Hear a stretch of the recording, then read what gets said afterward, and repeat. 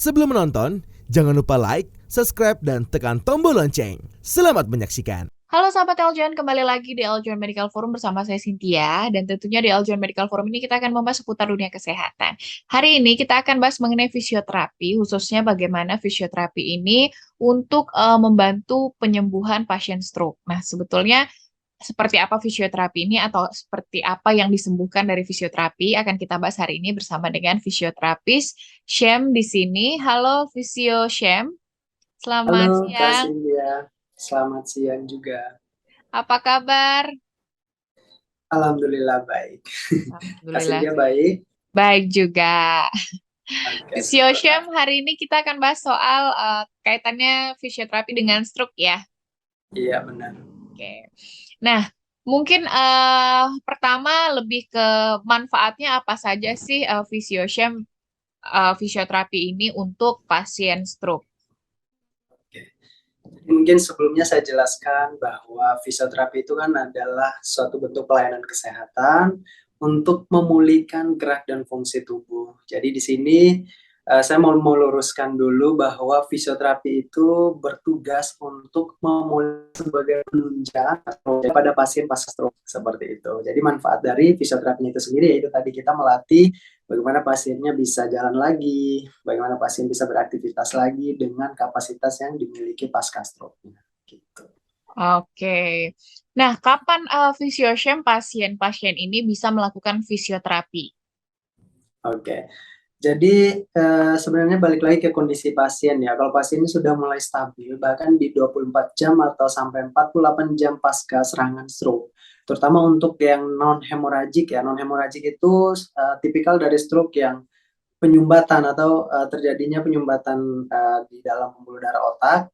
Nah, di sini disarankan untuk lebih cepat justru ya, karena kondisinya harusnya lebih stabil dibanding yang stroke dengan tipikal yang perdarahan atau hemoragik. Nah, kalau untuk stroke ini yang hemoragik ini dibutuhkan waktu 1 sampai 2 minggu atau setelah pasien itu stabil karena ada operasi kraniotomi biasanya untuk pasien yang pasca stroke dengan perdarahan itu. Oke. Kemudian terapi-terapinya apa saja nih Physioshem untuk pasien stroke?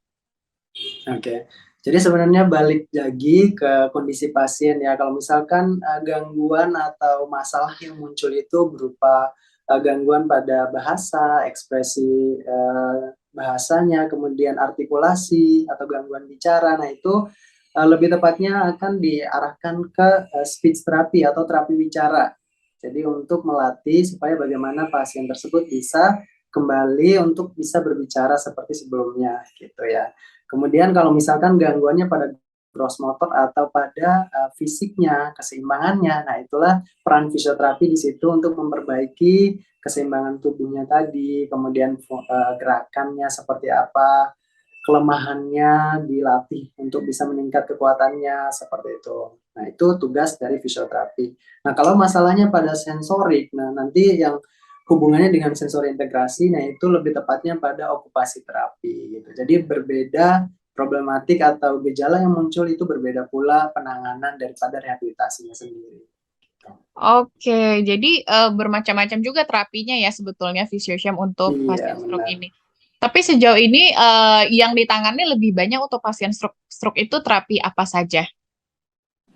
Kalau untuk ini ranah fisioterapi ya. Kalau ranahnya fisioterapi itu sendiri ya kita pemulihan contoh dari pasien misalkan dengan kelemahan atau kelumpuhan. Nah, di sini akan dikasih program berupa electrical stimulation, yaitu untuk mensimulasi kontraksi ototnya.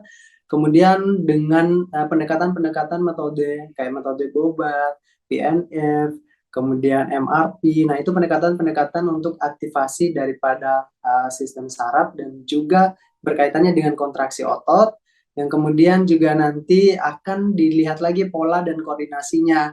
Ini bagusnya diinhibisi atau dibatasi gerakan yang tidak perlu, kemudian difasilitasi gerakan yang perlu kita keluarkan, misalnya seperti itu. Kalau untuk ranah fisioterapinya. Oke. Kalau untuk pasiennya ini Physioshem, apa yang perlu dipersiapkan sebelum melakukan fisioterapi? Oke, jadi untuk persiapannya sendiri ya pastinya ada banyak ya. Yang pertama ya kita harus mengecek dulu labnya atau cek lab dari pasien itu sendiri ya tujuannya untuk mengetahui bagaimana kondisi darah pasien. Contoh misalkan pasien punya riwayat diabetes, hipertensi, yang kemudian itu bisa beresiko untuk terjadi serangan berulang ya.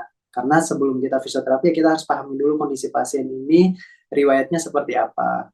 Kemudian kita juga perlu mengetahui bagaimana kondisi albuminnya. Contoh kayak ada beberapa kasus pasien ada yang bengkak kaki atau tangannya. Nah, itu enggak cuman karena satu faktor bengkaknya karena apa. Jadi kayak perlu kita ketahui dulu kualitas albuminnya seperti apa. Nah, kemudian nanti bisa kita sesuaikan dengan kondisi pasien ini apakah bengkaknya itu karena ada penurunan albumin atau enggak di dalam darahnya.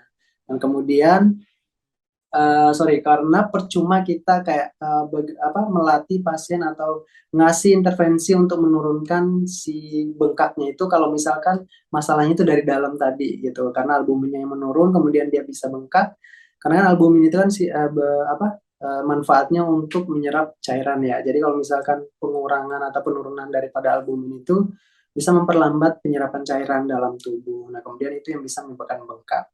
Kemudian kita perlu juga melihat kualitas natrium dan kalium dalam darahnya juga, yaitu karena nanti akan berkaitan dengan kontraksi otot itu sendiri. Jadi kalau misalnya kaliumnya rendah atau natriumnya rendah, itu akan mempengaruhi badan pasien itu akan menjadi lebih lemas gitu. Jadi lemasnya bukan hanya karena gangguan saraf pusatnya, tapi juga bisa karena penurunan dari kalium dan natriumnya tadi gitu. Kemudian selanjutnya kita akan mengecek juga nih data CT scan-nya. Jadi CT scan ini bertujuan untuk kita mengetahui si pasien ini gangguan atau masalah jaringan otaknya itu di area mana gitu. Jadi nggak cuma sekedar tahu otak kiri atau otak kanan, tapi juga perlu mengetahui area otaknya itu bagian korteks kah, atau bagian otak tengah kayak basal ganglia, talamus kayak gitu. Kemudian nanti atau apakah di batang otak atau brainstem. Nah, karena berbeda area permasalahan atau penyumbatannya ya akan berbeda pula gitu gejala yang muncul gitu. Oke. Kalau waktunya gitu biasanya berapa lama fisiosium untuk mendekati mungkin normal ya dari tadi keluhan-keluhan pasca stroke? Oke. Jadi saya perlu garis bawahi dulu bahwa kondisi pasien stroke ini kenapa kita sebutnya sebagai tanda kutip kecacatan yang permanen ya. Jadi dengan dalam arti di sini risiko daripada serangan stroke itu ya kita nggak bisa untuk menuntut pasien bisa pulih 100% gitu. Jadi makanya kenapa harus dijelaskan dulu. Ada orang yang bilang sembuh itu ya harus 100% gitu kan. Nah, untuk pasien stroke itu sendiri dia pasti akan meninggalkan bekas. Kecuali untuk pasien yang stroke ringan atau serangan ringan atau kita sebutnya transient ischemic attack gitu. Jadi serangan stroke ringan yang kemudian bisa hilang dengan sendirinya bisa hilang dengan sendirinya di hitungan jam gitu. Jadi dia ini bisa kemungkinan untuk bisa pulih lagi karena tidak merusak atau tidak terjadi kecacatan yang permanen. Nah, berbeda dengan stroke yang pada umumnya yang memang terjadi serangan stroke gitu ya, itu pasti akan meninggalkan gejala gitu atau meninggalkan bekas. Nah, di sini untuk pemulihannya sendiri ya, untuk waktunya itu sebenarnya golden period daripada pemulihan stroke itu atau masa emasnya itu ya kita di 3 bulan sampai 6 bulan awal. Jadi harapannya di bulan-bulan ini pasien ini udah bisa untuk mandiri dengan kapasitas yang dia miliki gitu. Tapi walaupun nggak semua itu bisa kita pukul rata dengan waktu segitu. Bisa kurang dari situ atau bisa juga lebih dari itu gitu. Oke. Kalau faktor yang mendorong memaksimalkan hasilnya gitu apa saja kira-kira Chef? Oke. Dari faktor-faktor itu ada 2 ya, ada faktor dari dalam dan juga faktor luar. Nah, faktor dalam itu adalah dari bagaimana pola dietnya pasien pasca stroke itu sendiri, nutrisinya bagaimana, obat-obatan yang masuk seperti apa, itu kan akan mempengaruhi juga pemulihannya. Kemudian pola tidurnya, pasien ini mengalami kesulitan tidur atau enggak, yang kemudian nanti akan membuat badannya tidak maksimal untuk aktivitas besoknya, karena ya pasti akan mengalami kelelahan, kecapean gitu. Kemudian stresnya bagaimana, depresinya, karena kan kalau pasien sudah terjadi serangan stroke kan otomatis akan ada rasa rasa tidak percaya diri untuk keluar rumah kayak gitu-gitu kan. Nah, itu akan mempengaruhi proses pemulihannya. Kemudian faktor dari luarnya, kalau tadi kan udah dari dalam ya. Faktor dari luarnya itu dari dukungan keluarga, orang-orang terdekatnya, kemudian fisioterapis yang mendampinginya bagaimana, apakah bisa mengajak pasien ini untuk pulih dengan baik atau dengan cepat gitu. Jadi itulah faktor-faktor yang mendorong bagaimana supaya pasien ini bisa maksimal hasil terapinya. Oke, tapi tidak ada obat-obatan ataupun sejenisnya gitu ya, Physioshem untuk memaksimalkan. Ada, jadi pasien pasca stroke itu harus tetap rutin ya untuk kontrol ke dokter sarafnya. Jadi obatnya nanti akan disesuaikan dengan kebutuhannya oleh dokter sarafnya gitu. Jadi kalau misalnya tanpa obat juga, ibaratnya gini, kita rangsang pasien tapi tidak ada yang membenahi dari dalamnya, dari kondisi otaknya, misalkan obat vitamin saraf atau obat-obat lainnya yang kemudian itu membantu untuk proses pemulihan sel sarafnya, otomatis kan akan lebih susah juga ya buat kita merangsang hanya dari luarnya aja gitu. Oke. Kalau untuk jadwal terapinya ini seperti apa, Physioshem? Apakah sebulan sekali atau seperti apa? Oke. Jadi untuk fisioterapinya sendiri balik lagi ke kondisi pasien. Pasien ini kapasitasnya mampunya berapa kali fisioterapi gitu, dan pendekatannya pun sesuai dengan kapasitasnya dia ya. Kalau misalkan pasien ini nggak mampu dengan latihan-latihan yang berat, otomatis ya kita nggak akan bisa paksain untuk latihan yang berat. Jadi latihan-latihan ringan. Nah, nanti kalau misalkan dia lebih ke latihan ringan nih, berarti harusnya nggak terlalu membuat pasiennya sampai capek dan drop gitu. Berarti bisa aja tiap hari atau bahkan per 2 hari sekali, misalnya seperti itu. Terus kalau misalkan dia kondisinya udah lumayan oke nih, dia bisa kok untuk latihan mandiri, nah bisa aja 2 kali aja seminggu atau 1 kali seminggu untuk kontrol aja, karena pasien udah bisa mandiri. Jadi tergantung dari si kapasitas pasiennya sendiri gitu. Kalau misalnya ada keterlambatan untuk next terapinya gitu, jadi tidak disiplin dalam waktu untuk terapi sesuai jadwal gitu, apakah ada efek samping tertentu? Maksudnya di sini pas kita evaluasi kondisinya menurun gitu. Misalnya Bukan. seminggu itu harus 3 kali gitu ya Physioshem, tapi ternyata hanya datangnya 1 kali gitu. Kalau seperti itu ada dampak tertentu nggak?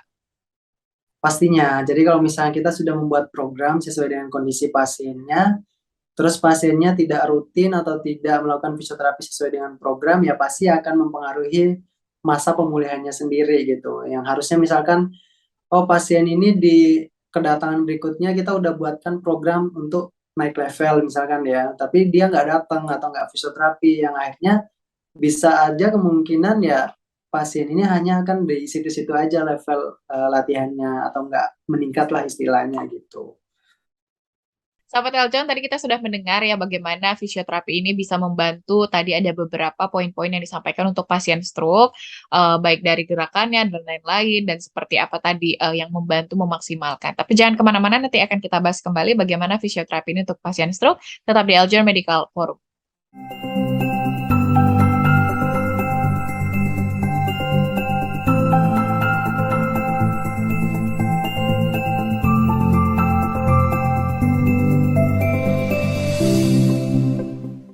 Hai Sobat Eljon, saya Christina, Putri Pariwisata Jawa Barat 2022. Sudah pernah nonton videonya kan? Nah, jangan lupa like, komen, dan share video ini ya. Terima kasih.